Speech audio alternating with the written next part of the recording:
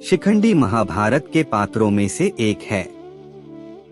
अर्जुन ने जिसकी सहायता से पितामह भीष्म को बाणों की शैया पर सुला दिया था, वह महावीर और कोई नहीं शिखंडी थे।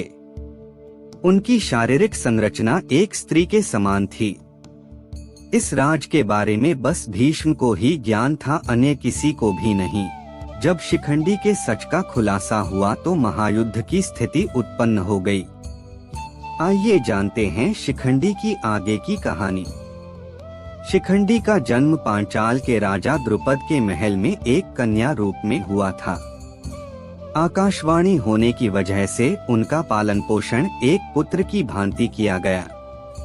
उन्हें युद्ध कला में शिक्षा देकर परिपूर्ण कर दिया था और उसके बाद उनकी शादी भी करवा दी। उनका विवाह होने के बाद रात्रि में उनकी पत्नी को जब सत्य का पता चला तो उनको बहुत अपमान सहना पड़ा। दुखी शिखंडी ने आत्महत्या का विचार बनाया और पांचाल से भाग गए। वहां मौके पर शिखंडी की जान एक यक्ष ने बचा ली। यक्ष ने उनकी समस्या को सुनकर लिंग परिवर्तन करके उनको पुरुष बना दिया। फिर शिखंडी एक पुरुष बनकर अपने महल पांचाल में वापस लौट आए और अपनी पत्नी व बच्चों के साथ सुखपूर्वक रहने लगे। जब शिखंडी की मृत्यु हुई तो उसका पुरुषत्व यक्ष को वापस मिल गया। शिखंडी का पुनर्जन्म अंबा नामक कन्या के रूप में हुआ था, जो काशीराज की पुत्री थी। काशीराज की 3 पुत्रियां थी, अंबा, अंबिका और अंबालिका।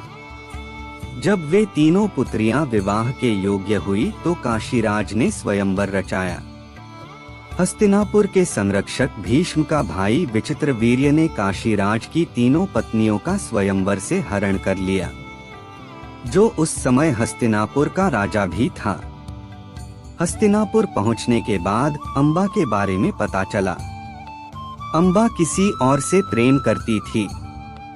भीष्म ने अंबा को उसके प्रेमी के पास पहुंचाने का प्रबंध किया, लेकिन अंबा वहां से अपमानजनक होकर लौट आई। अंबा ने इस अपमान का उत्तरदायित्व भीष्म पर डाल दिया।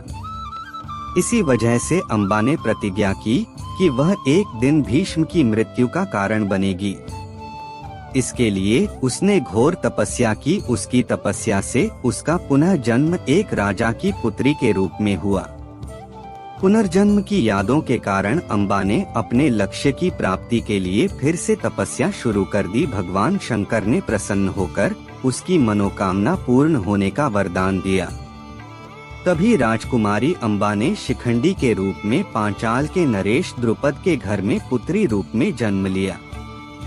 यह जानकारी आपको कैसी लगी हमें कमेंट बॉक्स में लिखकर जरूर बताएं।